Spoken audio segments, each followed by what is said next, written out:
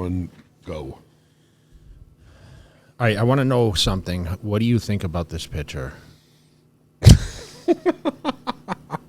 That's a real picture, dude. That's real. That's not Photoshop. They said I look like a jacked Zach Morris from Saved by the Bell. What do you think? I said, Chippendale, sign me up. Do you ever do something? Actually, you're not. Sometimes I look at some of the stuff I did for pictures that are staying on the net forever, and I'm like, what was I thinking? Like the jean shorts, like the Daisy Dukes. The short ones ripped with like the caterpillar boots. Do you remember that was the thing? Yes. Do you remember, guys? Because it was like you wanted to show off the quads, right?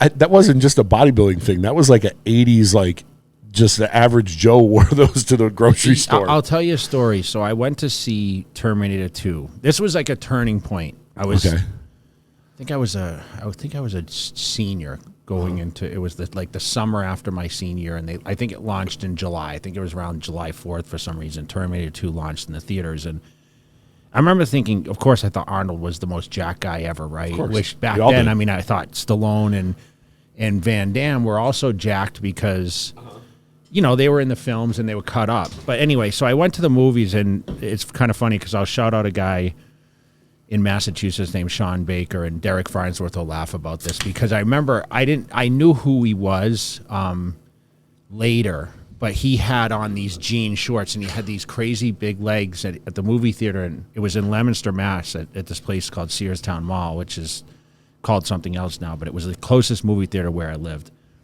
And it was Carrie and I, we were at the movies, you know. And I remember seeing him and like, man, he's jacked, and I want to be a bodybuilder. And I remember those were the cool things, you know. Of course, people started wearing Atomics with them or high top. They used to wear the Reebok high top. Do you remember it had like the strap on it? Yeah. So that was the start. So looking back at this picture, it reminds me because I was 95, I was 21, and I actually shot these in my house in Spencer, Massachusetts, where I built my home gym and all that. And Irv Gelb actually took this picture. He came. What was the? So explain this picture. Like, what's the setup for this? So he would always try to come up with these out of the box, like, okay, it's a lifestyle thing. So he had those were like his suspenders that he had, and they were just like jeans. And we were downstairs at my pool table, and he's like, okay, we're gonna take some shots. Like, I really think at the time I was trying to recreate like the Sergio Levy. Ever see him with the pool stick and the crazy arms, whatever? Yeah. So I think that's where he kind of would, you know, we did some cooking stuff, and like I was sitting on the rocks on like a farm country road. It was like trying to be like, okay, a bodybuilder and lifestyle, but that's really what it was. But I don't know why, but it's just like the unitards. Like what logic was there behind the unitard, dude? So here's a question for you. Do you think you have real influence? Yes. Just yes or no? Do you think you could bring back the short Daisy Duke jean ripped off shorts for just the average guy? I don't know. I don't know if that could be something like, you know, we're seeing all these trends come back. It's like, you know, remember Crocs sponsored me back in the day, right? And I had every color Crocs. Mm-hmm. And after a while, I'm like, these just aren't really, besides the doctors wearing them because they were very comfortable, they weren't really an it thing. Yeah. Now, of course, full circle. Now everyone people have Crocs and they have the buttons that they put in all the holes and all that. So it's like a cool thing now. But I would never wear them now. Why? I don't know, man. I just have certain shoes that I wear, and I just, you know, I'd rather wear slides. Yeah. You know, I used to wear the tongs. You know, you put your toes through. I'm not allowed to wear those. So slides with socks. That's kind of the thing, you know. That's the comfort. Is there a certain brand? I have a couple brands like Nike and whatever else. I mean, so for years, Young LA just made a really cool, like kind of like a slip-on. Mm-hmm. They're releasing it for Black So Friday. for years, what I did, I had a pair of Chucks. Yeah. That I would just kind of where the back of the shoe is. I just push it down, and I would just put my foot in. So it'd be like a slipper. Yeah. A slide on. And you couldn't lift them up. They were like permanently like dented. Yes, they were pushed in, and every once in a while you would try to put them up. You'd be like, "Oh man, these things, the colors are all messes." You push them back down. But I always had these things where I would wear like on back day, I train in certain clothes, and like I always had the thing that I looked the best in. Like I would always pick to wear that on certain days. Leg day, I always had, even back in 01, 2, 3, I had shorts. I wore shorter shorts, which I kind of do. We went to basketball shorts after that, but where I could see the legs getting worked, right? I like to see a body part. That's one thing with me. It was always hard for me to train in big baggy clothes. And obviously being in Vegas, like, I mean, it was rather warm most of the time, right? Yeah. So I never was like a big sweatshirt guy. Maybe early on, but once I feel big enough, because I kind of had that mindset, I'm not big enough, right, for a long time. And then eventually I was like, okay, I can wear a tank top and shorts in the gym no matter what, whether I'm pumped or not.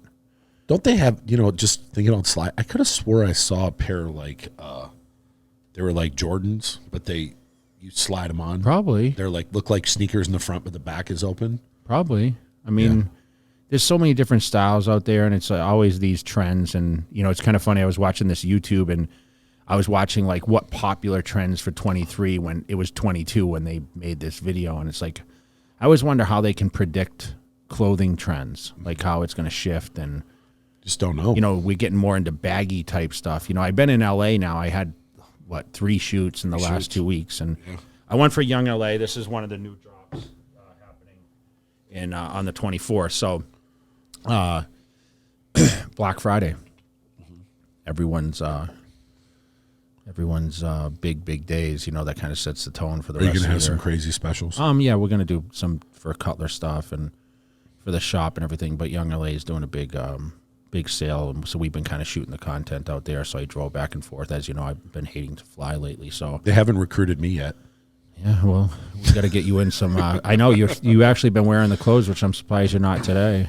Yeah, no, I wore just like I like the hoodies. Yeah. I've always been a hoodie person, and I've always loved just like sweatpants. It's all about being comfortable. I've just never been. I don't like jeans. I just never have. Do you pack your bags yet for Orlando? You getting ready? All geared up for it? I know we've been kind of setting the schedule, and let's talk about it, man. The Olympia is right around the corner, dude. How many weeks is it now? By the time we launch this, it's almost 2 weeks away, right? Yeah. I mean, this Friday will be 2 weeks, because I'm flying. I got Regan flying next Friday, and then I fly in Monday. So it's getting there. The only thing that I've done now before the Olympia, and I always try to do this a week or so before I leave, because even though the Olympia is 2.5 weeks from now, I'm leaving in, on the 12th. Well, no, it's still 2.5 weeks for me before I go, or a week and a half. Yeah, why are you going so early, though? So on Monday, I have a meeting in Tampa. Okay. And obviously, you know what it is. Yeah. And I'm going to go meet in Tampa. And Tuesday, I was planning on flying in just so I could get situated, because Wednesday it starts. Things start happening. Athletes check-ins. That evening, yeah. And that's when they start allowing. Dude, the Amateur Olympia starts on Monday. Yes. Yeah, because I know some people competing, because someone I know that's going there, she was like, well, I'm going home on Thursday. I'm like, what do you mean going home on Thursday? Don't you compete? And she's like, no, I compete on Tuesday. I didn't realize it was, usually I always thought it was 1 or 2 days before. Yeah, like I had to, like one of the guys from Young LA, he's heading out there like this weekend, because he's going get it early a week in advance. Yeah. But Wednesday, I believe they start allowing the booths to start getting built up. And you're going to have a crazy, well, actually yours won't be. You'll just do Trifecta and Celsius only. But the Saturday will be my day. Saturday will be the day for you. Mark your calendars, guys. But that weekend, Trifecta's lineup is as deep as it's ever been. I mean, the very first appearance is going to be a current Olympia winner on Friday. And it's going to be nothing but past champions, world champions. When are we announcing the schedule? Probably next week at some point. Start the graphics and everything. Yeah, like I started seeing the graphics coming through, what they're looking like. You know how it is where you get a schedule done, but there's so many moving parts, because Trifecta has athletes there, each one of them usually has another sponsor too that has to coincide with what they need to do for them. So it's not easy to put these schedules together because I have to rely on other brands. Fortunately, some of these other brands realize that I have so many people at Trifecta that they kind of get on the phone and collab with me like, okay, if we have him here, or her here or him here, can you fit these? And then I have to make sure it fits with other brands. But I think the expo will be crazy busy, and I don't think we've ever had a more stacked lineup. We have people coming in from outside of bodybuilding that are the best in the world at what they do as well, multiple. So I think we're going to have people that has never been at the Olympia for us, that are massively, massively popular, several million followers on each one of their social media platforms. That will be a huge draw. You know, Why don't you talk about it? I mean, I can't say who the one person is yet because it's 95% confirmed. We had a call tonight and they said we just have to make sure we can get her there. Okay. It's a big name from the CrossFit world. Okay. As big as it gets. So, and obviously we have Brian Shaw there, which that one, he's always one of the biggest, you and him are always the kind of anchors where we take people. What do you think about they're starting to get me onto these podcasts? I got onto the Menace podcast last week and they made me make a couple predictions, which I said I didn't want to do. You took the bait. I'll always say these are the people I think will be in the top 6. I think we can kind of count to 5 or 6. Yes. What I'm realizing now is we kind of have a lock on the top 6 or 7, but I think after that it's kind of like an open field. And we had a couple of people. Brett Wilkin recently announced he was not coming. Yep. Ian. I think there's still question marks on whether Baruz could get here or did Nathan confirm? Is he coming? Yeah. Hey, if Baruz could get here, he's going to shake up the top 10. He would. I think he could get in the top 6. People are really counting on Creaso to do better this year, I think, than last year. I think he's going to be someone. Regan, I know he's looking really good. He sent me a picture this morning. Yeah. I think Justin Shire, I think he could really get in there too and mix it up a little bit. There's a couple other guys that I feel can be very competitive. Antonio. Yeah. I mean, we kind of forget about him because he qualified so early in the year, right? Yep.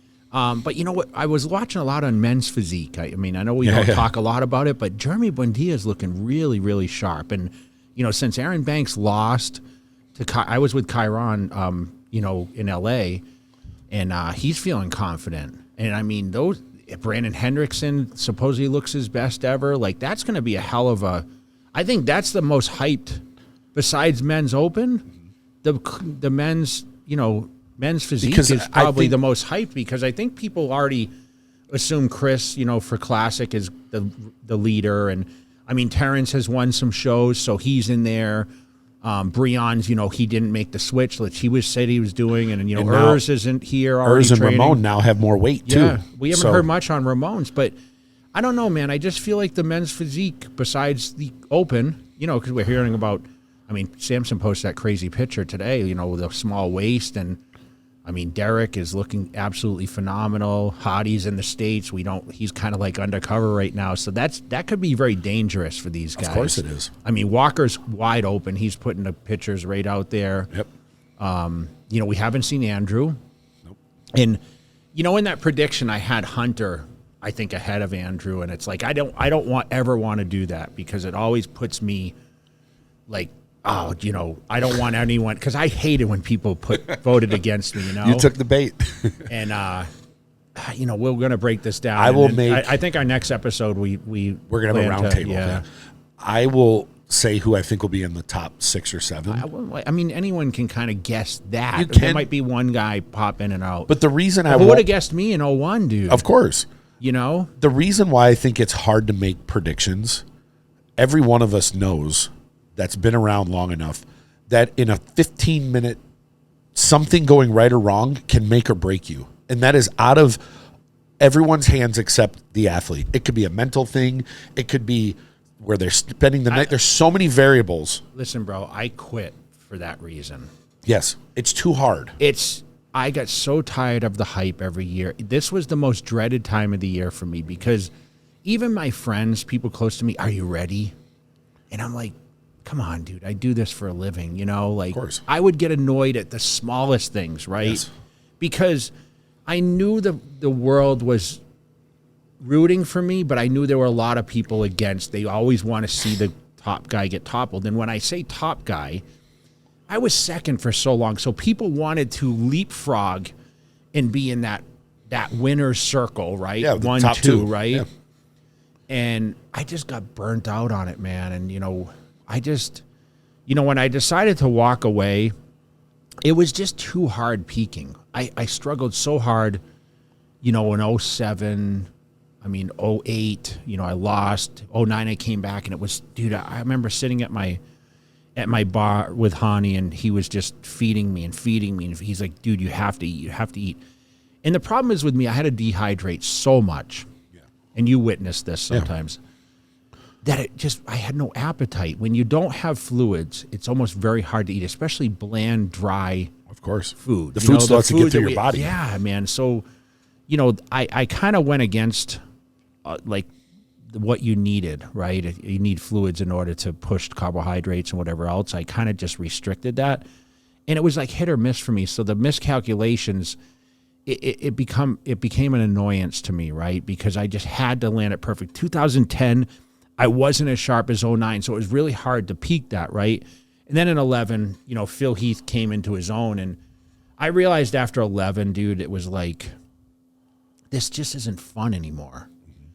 No matter how much money you make and how much, like, you're traveling the world and people are showing you respect, it just wasn't fun. If it's not fun, it's not going to be as enticing for you to put full effort forward. And I think I was starting to put my focus on other things, you know, and I had a lot of adversity in 11, you know, where, you know, I was going through a situational, you know, relationship thing with my ex, and, you know, the dog and the bicep and the contract. You know, my contract was split at that point. You know, it's like Phil joined forces on the team, and it kind of negated what my revenue was.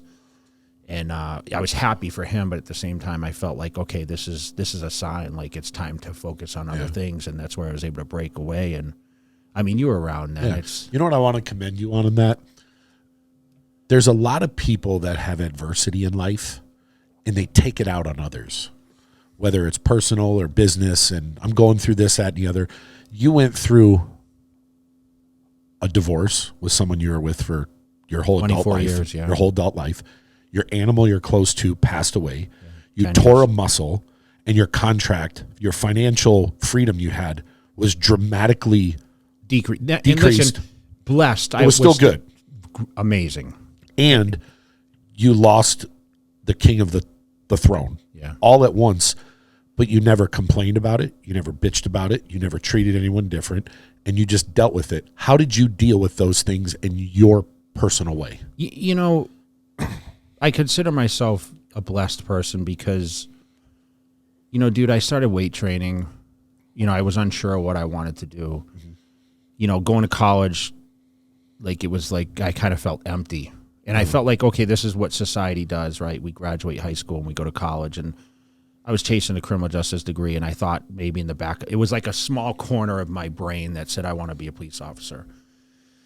And then I went to school, and I was like, a lot of my teachers were cops, and I'm like, I don't know if I want to do this. Yeah. And at the time, I found the gym, and the gym was an outlet for me, and that outlet stayed with me to this day. Okay, it's what I do. I was just training before I came here. You know, I said, hey, I have to train. You know, it's kind of like, you know, it's like my drug, right? Yeah. I mean, I just go to the gym, and for me, just to get in there and just get in the weights.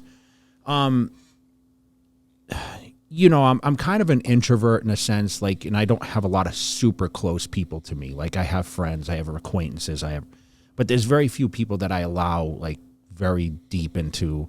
I'll sit and have personal conversation with and say I'm feeling a certain way. And dude, I was down. I was like, I was questioning, okay, what am I going to do? Because listen, I was wildly successful in invest. I had plenty of, like, saved money, and I had other avenues of income.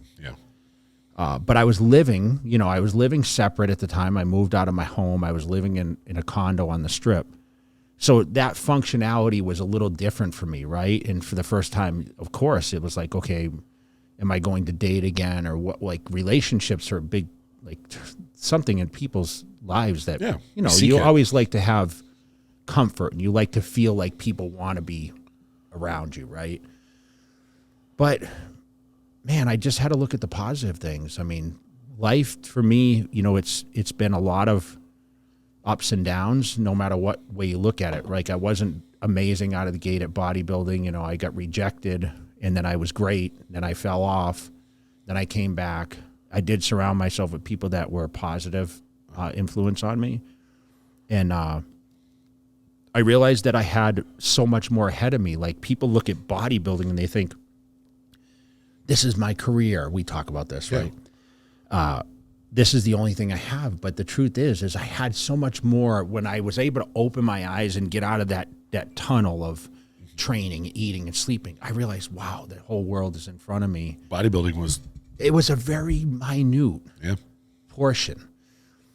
And you saw what happened. I mean, I started traveling more. I opened up all the international trips that I did not take when I was training because I was so strict on my training. I remember I didn't really want to travel as much. So that opened up a whole new world for me.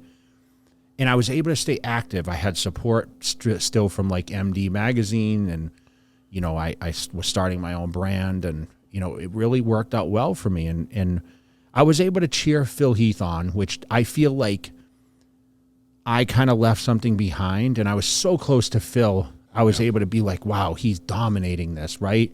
And I kind of patted myself on the back a little bit because I kind of called it way early that he would be as great as he is.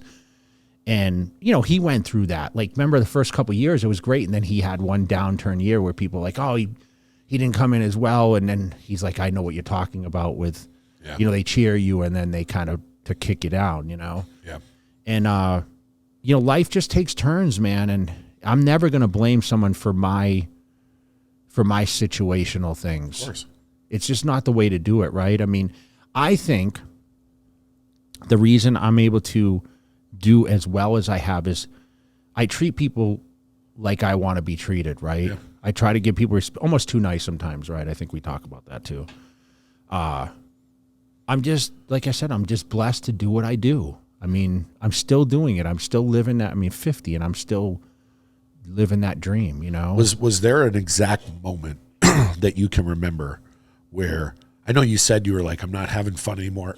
Is there an exact moment you can remember where you said, I'm done? Meaning like you went to bed and you were good with it, or you woke up one morning, you looked in the mirror and you said, I'm done. Like, was there a moment you remember? No, but I had kind of put out there like this is going to be my fifth and last one when I was getting ready. And then when I tore the bicep and a few days out, I saw black and blue marks, on the bicep. Yeah. I was like, damn, And then Hani showed up and he just didn't have that confidence that he had the prior 2 years. Yeah. And I never knew what Phil was going to look like. He looked great every year, but I still thought if I didn't get the injury, you probably would have got 5. I would have won. I would have won. And I mean, I know that was the best Phil Heath ever, but I really think that it wouldn't have hindered me the last couple of weeks because I felt I was looking the rhythm I was in, even though all the chaos that was going on. It was tough too because they did inform me like, hey, your contract's going to be cut, prior to me doing the Olympia. I said, why couldn't you guys wait, Yeah, that's messed up. Yeah, so it was kind of like, what was I kind of fighting for it? I was kind of. Do you think they were saying that because they wanted you to lose? No, I think they were, Phil was the new one, that I think that's really what it was. And, I was listening to something yesterday and I heard someone say, Phil at his best would beat Jay at his best. And, I'm not so sure of that, I'm sure if Phil was here and I wonder if he'll listen to this. And the 09, I don't know, man. I was just so wide and so big, and the 09 would be, it would take the all-time best Phil to, and listen, whether you would win or not, but it would take it. That's what's great about bodybuilding, right? There's opinions on it, right? I mean, that's That's for our viewers and our. I mean, of course, they're watching the Jay Cutler podcast, so people are gonna be like, "Come on, yeah, I think you're the best, right?" But no, I mean, you could even take that and just say, how would that have gone against the '98 Ronnie? Yeah, and the Arnold. I just don't want to do that because he didn't get to really square off with Ronnie. It's like I squared off with him, right? Yeah. So for me, it's like, okay, would my best at that? We're talking same era, we're not talking. Oh, is it Lee Haney? Because I'm kind of like looking back now. It's kind of funny as I get older. I feel like I haven't respected Lee Haney as much. Because he doesn't get talked about as much. He doesn't get talked about as much, but he was so dominant, and I think that his physique was, 8 times at the age he was at, and you can look at his competition, but dude, the competition was tough then too. The guys weren't super huge, but there are a lot of great athletes that he went against. Rich and Lee Labrada, and for him to still hold his own that long, you have to be one of the best of all times. It's hard. Like we talk about this all other sports. Because eras are so hard. Who's to compare. the GOAT? What makes you the GOAT? Yes. I was sitting at the gym the other day, and I'm like, damn, like I won 3 Arnold Classics. I won 4 Olympias, and I was runner-up 6 times. Is that GOAT status? The body of work. You got Haney and Ronnie Coleman that won 8, and Phil and Arnold have 7. Dorian Yates has 6, but who won 3 Arnold Classics? Ronnie Dexter won did one, and he won 1 Olympia, but what keeps Dexter Jackson from not being the GOAT? There's an argument for it. He's the all-time winner, right? You look at that like in the NBA now with the LeBron Jordan argument. One is crazy longevity.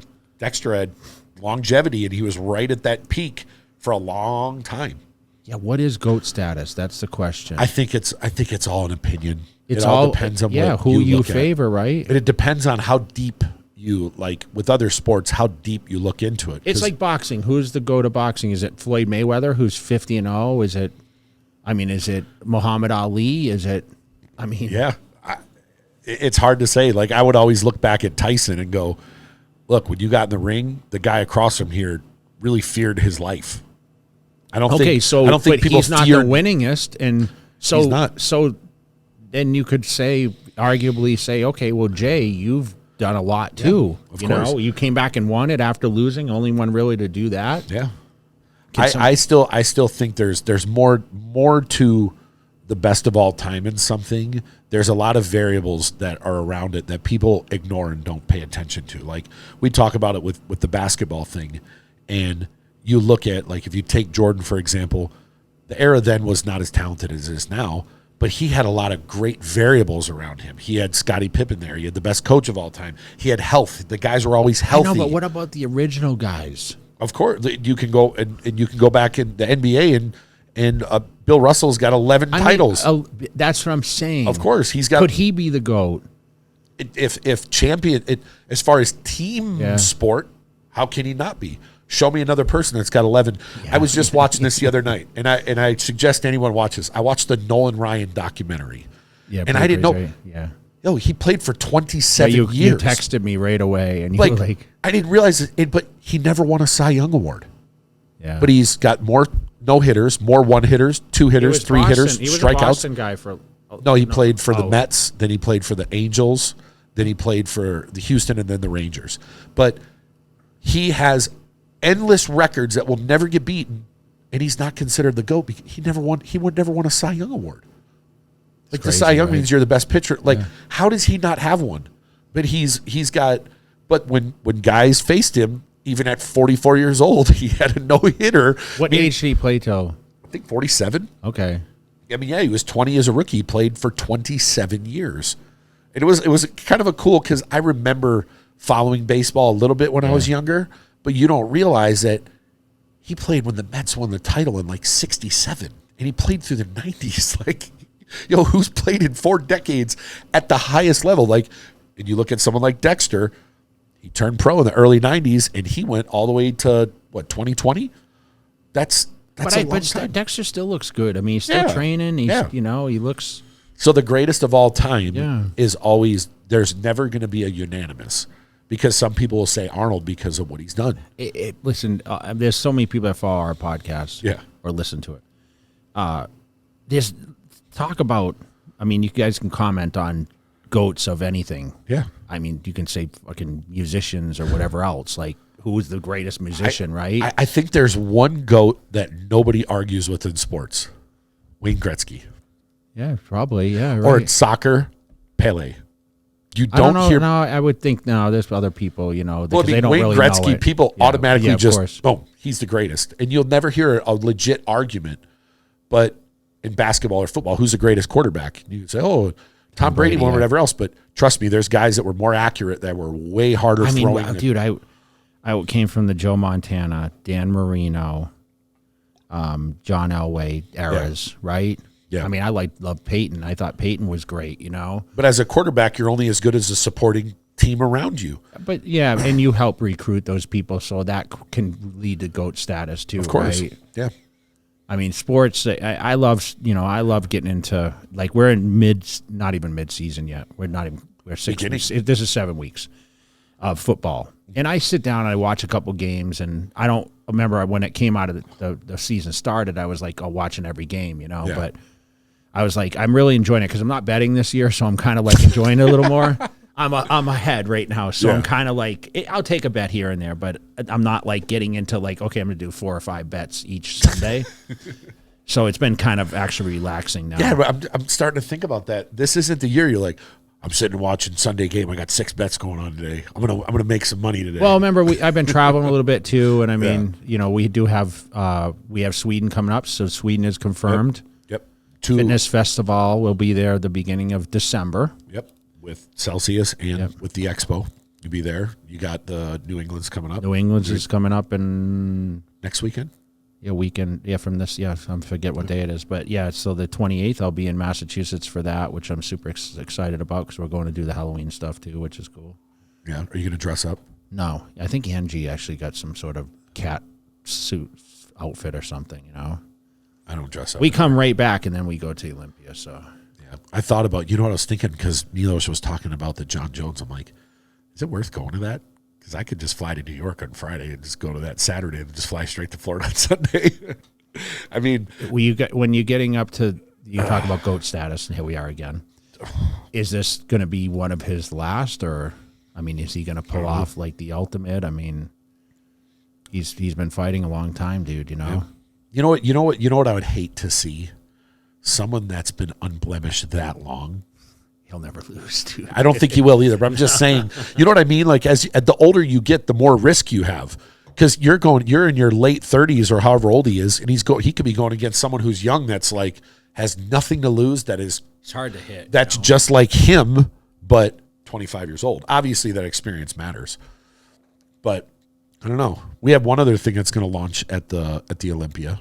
Should I grab it and show it? Yeah, so we've been working behind the scenes on this, guys, which I'm super excited about. I had the captain yesterday flew to make sure that this is perfected. So this is the Jay Cutler signature bowl, okay, as you can see. So behind the label, we have chicken, white rice, grilled onions, and peppers. Explain why this is the meal that you wanted to make. I'm going to let you explain it, because what do I eat every time I go somewhere? All I eat is chicken and rice. Yes. And I always was cutting up onions, and I not so much peppers, but this ideally is your perfect protein carbohydrate combination. So right now in this, we got 400 calories, 50 grams of protein, 50 grams of carbs, and 4 grams of fat. So just about, I'm rounding it off. This to me is the ideal macros to anyone that's, trying to, build muscle, keep their body fat, keep their metabolism, and eating on a, moderate protein, moderate carbohydrate diet, low fat. This is the ideal right here. So we've now worked very closely with Trifecta, which we do it on every level, whether it's a la carte meats or meal prep. But this is the ultimate fitness meal. So it has my signature on it. And we're going to announce this launch coming up very soon. We had to make sure this is perfected. So we've been going through This is probably another trial. Actually, I think maybe that's a trial one still. Maybe this week will be close to the final. Yeah. But they are so good. Yeah. They are so good. So stay tuned. If you guys want to, check anything out, make sure you guys go to Trifecta, get on the mail list for this, because when it launches, we're doing something super special. We'll do a great special. And, shout out to, the best meal prep company on the planet. And people don't realize how much of a perfectionist you are, that I literally loaded a backpack, flew to go see it in person because you couldn't, just to make sure it was exactly how you wanted it. I went and saw the kitchen. I went because it's a different. We have 3 facilities across America, and I went and sat there. I saw the kitchen. I saw the process. I saw them cooking the organic chicken breast, hand cutting it. This isn't like some everything automated. I went and saw everything. I don't know if you can see that, but I got a bunch of pictures. I'll post them up on this. So this is kind of like, obviously, the production. This is the line right here. Yep. You can see. And we wanted to make sure, most importantly, the weights were accurate. Yeah. And, of course, the ingredients are 100% clean, because we do not want. We want it perfect. And when I went in there, I wasn't sure what to expect. And so essentially they cook, if it's the chicken, they cook, let's say it's 1,000 pounds of chicken. They cook everything. It's all hand cut up. It's put in like these big bins, and then they bring it into the line, and they by hand take it out and weigh every amount exactly what it is, and then they perfectly place it in. Then the rice is placed perfect. It's weighed exactly to the gram. And then they take the vegetables, they put it in, it comes down the line, it's brought in, it's vacuum sealed, and I believe it's ran through a machine, or some antimicrobial machine or whatever, and it goes through. It's got the USDA symbol on it.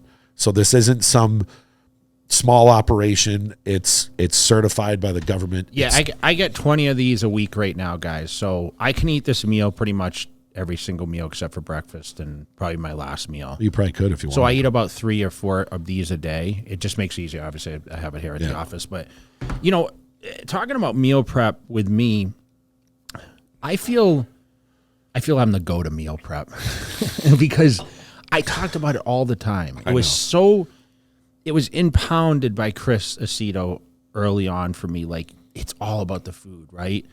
And I would buy the cow. I talked about this. I had a butcher in Spencer, Massachusetts. I would actually go, and the cow would be hanging down, and I actually buy a whole cow at a time. Yeah. I would actually say, I want this for steaks, this ground to hamburg. Most of the time I had it ground down, but I would have the cleanest, leanest beef you can imagine. I would literally buy a whole cow. And from the same butcher, I bought chicken breasts, and they come in these big boxes, and I'd bring it home, and I'd buy 140 pounds of chicken at a time, and I would put them in I'd buy Ziploc bags from like BJ's, and I would separate like 3 pounds packages, and I would freeze them. I had a whole chest freezer, like a huge chest freezer. They would actually do the meat for me and put it in 1 pound squares, so I'd have like a pound at a time. So I'd take like 2 out a day. Back then I was eating like red meat all day, though. I remember eating red meat like 3 times a day, and people say, oh, can you do that? But my body was super reactive to it. I mean, I just always I stayed lean. I felt like that was very like clean meat, right? I don't think what you get in the grocery store is as clean. That's why I think now choosing a meal prep, we need clean ingredients. You don't understand the food that's in the supermarket. It's definitely... It's been frozen twice, shipped around here. Yeah. In Trifecta, for those that don't know, they buy everything directly from the farmer, and it comes right in, and it's produced right there. There's all these middle people where you don't know how long the food's been there. Like, all the fish is bought in mass quantities. Like, when I mean mass quantities, when we were there, we were having a conversation with the team, and they were talking, the numbers we're buying, we're talking like hundreds of thousands of pounds at a time, and you buy it way in advance. I mean, listen, I spent a lot of my time prepping, and I would cook all my chicken breasts outside on the grill, so it's like it was super low fat, right? And the meat, I'd skill it up the same way, and I'd have my carbohydrates, whether it was baked potatoes or rice, or sometimes I eat pasta if I was trying to put on weight. I'd have my oatmeal in the morning. Now I eat grits. It's very, very day in, day out, the same nutrition program. And you've been around me for 20 years. You know I eat the same things pretty much all the time. You're the only... I splurge. You're the only person in the world that goes to Cheesecake Factory and orders chicken and rice. Don't forget, it's like $20. I got you on that. So know, you're probably like, damn, I'm gonna go to Cheesecake Factory. I know. Now. I went out to eat the other night and it was $190, and you're like, and I was like, I left and I was like, God, that wasn't worth it. And you probably were still hungry, you know. No, but we went to Brazilian Steakhouse. I always tell everyone you should walk away from the table hungry. I don't think you know how to do that, though. No, what the hell would I do that for? That's a double negative. No, but that's how you keep the metabolism. See, when I was a kid, you eat. My mom told me you could, right? Eat till it hurts because you don't know when you're getting your next meal. Yes. So the faster you eat, the more you get. So even at this age, I'm just like, I'll start eating. I'm like, you don't know when to stop. I can slow down because nobody's going to eat this food from me. I can just eat it slow. I just don't know how. That's crazy. Yeah. But let's see what else we have. So we have that launching. We got the fitness festival. Trying to think if we have anything else coming up. We're trying to work on stuff for the Middle East, but I don't know. We'll see if that pans out. Yeah, I mean, the Dubai Muscle Show is coming, and we were the first to start that thing. I mean, yeah, it's so funny. Like every time I see people, right? Every time I see people talking about the Dubai Muscle Show, I'm like, man, you don't even know. I remember when that started. My friend, shout out to Amira. She messaged me, hey man, there's this guy in my gym, and he's trying to bring some people over, but he has no context for anyone. He wants to do this muscle show. Do you remember the first year we went and the winds? 16. Do you remember the winds? Yeah. It blew the whole thing apart. Yes. The Dubai Muscle Show, the first year was intense. Intense, yeah. In the marina. And the only people I remember, the only other person I remember Jason Poston was there. You know who else was there? Lazar. Yep, he was there. Yeah, and that was his name was Lazar, right? Yep. Yeah, and we were in the back corner, and there was grass. Yeah, and we had the table. I cut the ribbon. Remember? Yep. I still have that picture on my Instagram. Yeah. You cut the ribbon with the two brothers. Sheets, yeah. Yep. You shut. And they're close to Big Ramy. Those two. We still see them. We went and saw their gym the last time we were there at the Dubai That's right. Show. Yeah, that's right. Yep. Yeah. You cut the ribbon for the first one, and I don't know if we'll get over there again this year or not. There's a big UFC fight in Abu Dhabi this weekend. You know they're there right now. Oh, it's this weekend. Yes, this weekend was okay. the big fight over there. Oh, okay. I didn't know that Because we attended that. Oh, that's right. It's always around my birthday. I talked to Hunter the other day. Is he over there too? Yeah, he was going there. Yeah. I wonder why Milos didn't go. He went last year. Did he go that far? Yeah, he went there last year for the fight because I remember he wanted to. We'll find out next week, right? It was the weekend before the Dubai Muscle Show, and I was like, "Why don't you stay?" And I forgot what else he did, but he was there for a while. Him and Betty, you know. But we'll have him on again soon. Who are you most excited to have most anticipation for this year's Olympia? You know, what are you expecting? Who do you think is the dark horse? What do you don't want to say yet? I don't think there's a dark horse, and I'm not saying this. Do you think Andrew's going to shock everyone? I think he can. No, do you think he's going to, is what I'm asking you. I don't think, the reason I won't say he'll shock everyone, because people are expecting him to, because of that shape and that structure, and he's gotten bigger for sure. Can he beat Samson? It depends. Yeah. I mean, look, at the Arnold it was close, and he's bigger and leaner than at the Arnold. So can he? Of course. But can Samson beat him? Yes. I think people at the Arnold thought any one of those guys could have won. Yes, I believe if Nick would have won, nobody would have complained. If Andrew would have won, nobody would have complained. It just comes to your personal opinion. The thing that I'm anticipating more is, I think just going to Florida and spending time in Orlando. I don't want to go to Florida. I was born and raised in Florida, for those that don't know. I'm not a big fan. Yeah. The thing that I want to see more than anything is, I think a ton of people have disrespected the current champ. Not everyone's talking about who's going to beat him. It's like, hey, listen. They did it to Brandon too. Yeah, Can Brandon do? I was just going to, the next thing I was going to say is, there's two guys in this show that have won that show. And Brandon has been disrespected as well by, not by any one person. I'm just saying in general, they're completely writing him off. He got 4th last year and he was off. If he would have been 100%, he might have won last year.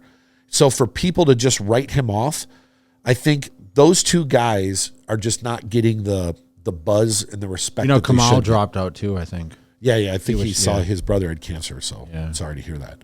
But I think that too many people are saying this guy's going to win, this guy's going to win, this guy's going to win, instead of going, look, the current champion is really, really, really good. He could easily have 3 Olympias right now. You got to beat him. And look, could Derek beat him? I believe he can. Could Nick beat him? I believe he can. There's a group of guys that can beat him if the stars align, but he's really, really good. You know, you called me, or you texted me from the prejudging last year, and there was one name you mentioned to me that, like, wow, it was Lunsford. Yes. And you said Hottie... He was a little off. But you were like Derek Lunsford's for real. Yeah. Yep. I remember that. Mm-hmm. And that's what stuck in my mind, you know? Yes. But you're right. I think Brandon is most disrespected, to be honest, other than Hottie. Listen, if Brandon looks like he did in 2019, he can win the show. He can. It's a bold statement. He can. Yeah. He has to, he has to be in condition. He can win the show.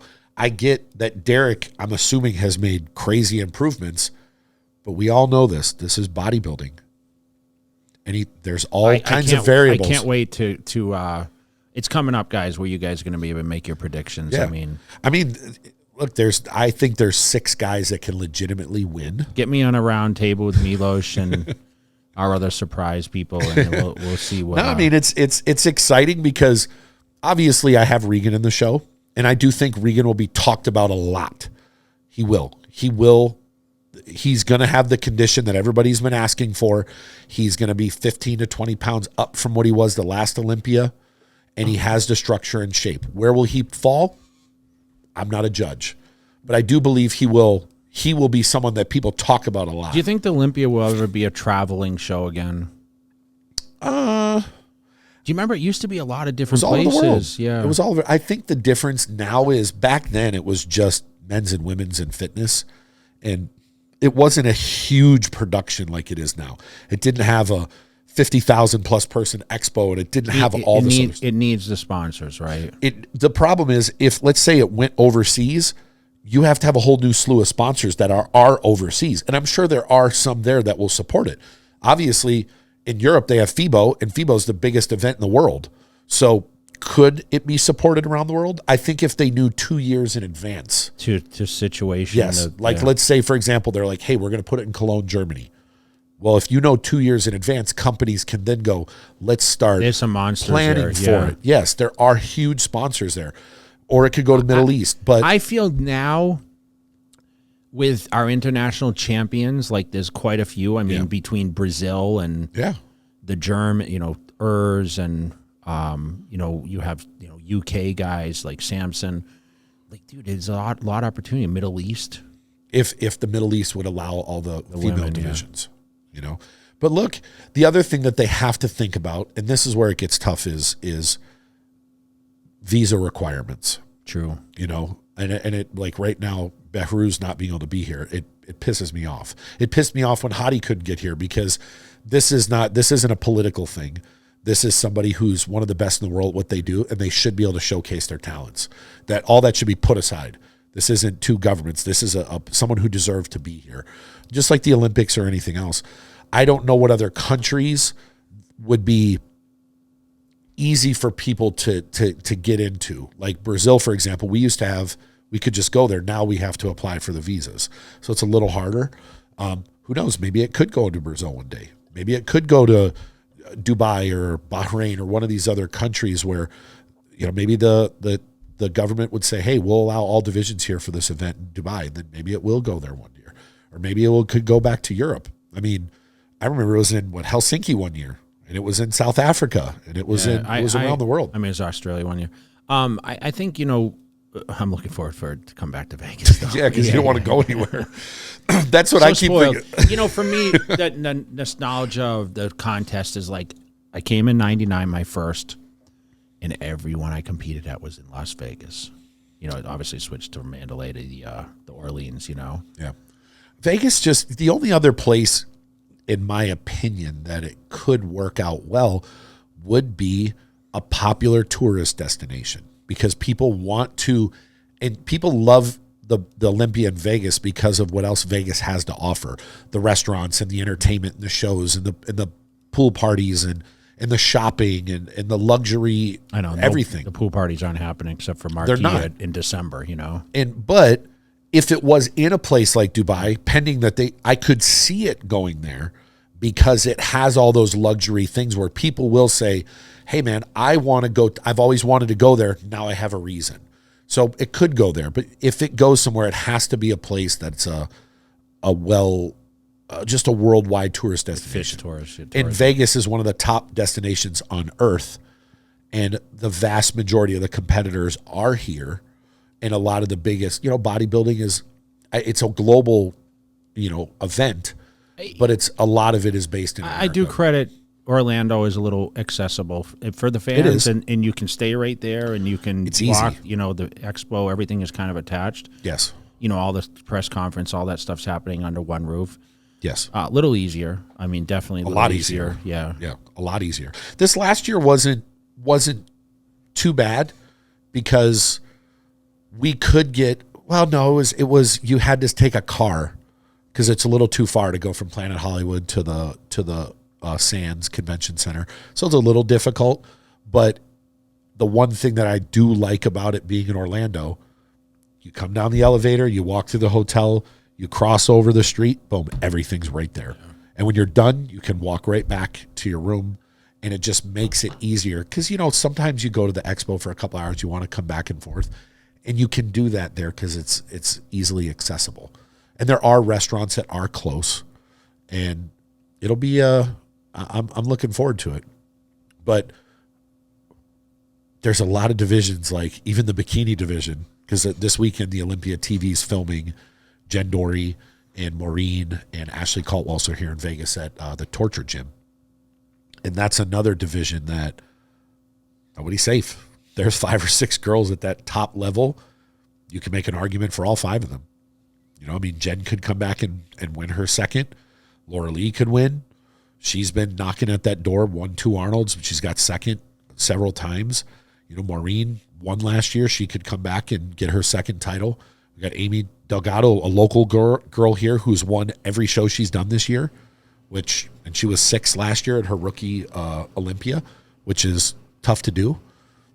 And Ashley, she's the all-time winningest. Is she the GOAT? Yeah. She's won more pro shows than anyone in any division. Yeah. So there's a lot of hype in all the divisions. We were talking about this the other night. I was having a conversation with someone, and I said, the only one that I really feel is I don't want to say a lock, because nobody's a lock. It's gonna be real hard for someone to beat Andrea Shaw. It's just she's the GOAT in that modern. Obviously she's got a ways to go to beat Iris's 10 or even Linda Murray's 8.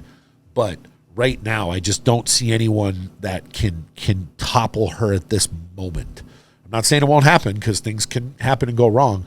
Obviously, Chris is going to be very tough to beat now that some of these other guys have more weight. I don't know if Ramon, maybe him not stripping down a bunch of muscle, maybe he'll bring a different look.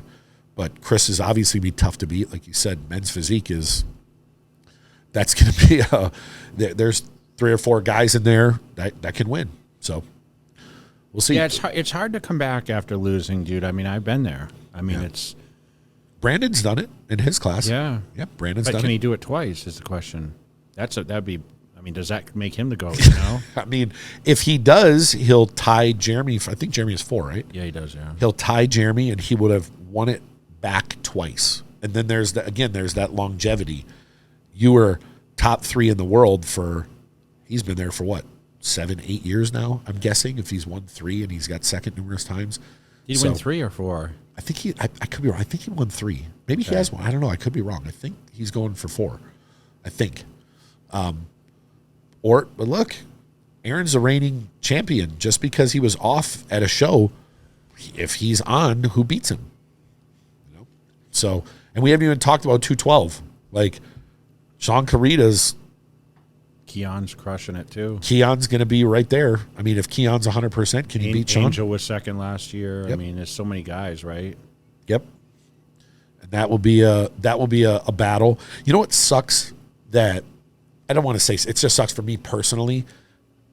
These different classes prejudging's at the expo. And I got so many appearances that I don't get to sit and watch it. So my first view of them is at Friday night. So I can only go off of what I was told happened. So you can look at someone at the night show and like, oh my God, this guy's crushing it. But you don't realize, well, in prejudging, he might not have been. So I don't get to walk over and actually see the prejudging, because I have other things going on. I wonder what finals are Friday night though.